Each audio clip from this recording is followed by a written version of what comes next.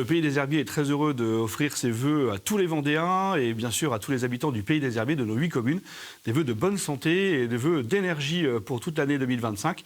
Et puis surtout une année de confiance en l'avenir pour aller de l'avant et puis pour continuer à faire la course en tête. Et puis de confiance en nous. Nous avons la capacité, nous les Vendéens, de travailler ensemble et de relever les défis. Et donc je souhaite une année de confiance et de défis. Nous avançons sur 2 jambes. Premier projet structurant, c'est la bibliothèque intercommunale des Herbiers, qui est une bibliothèque tête de réseau, 1700 m², un projet très très ambitieux. Et on va faire monter également toutes les bibliothèques. Dans chacune des communes, nous avons une bibliothèque, nous allons faire monter également en puissance. C'est un très gros projet pour nous cette année. Deuxième projet, c'est la mobilité et le vélo. Nous sommes connus pour être un territoire de vélo, les championnats de France de cyclisme qui arrivent cette année en juin, mais c'est aussi le vélo du quotidien. Et donc nous avons un plan ambitieux.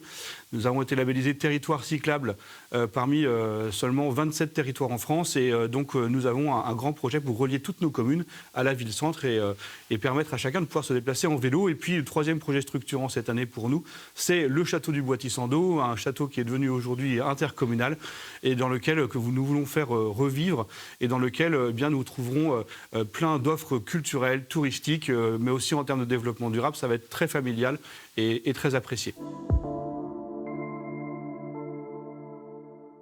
La deuxième jambe, c'est, après les projets structurants, ce sont toute notre solidarité intercommunale qui repose sur plusieurs piliers. Le premier, c'est la solidarité financière.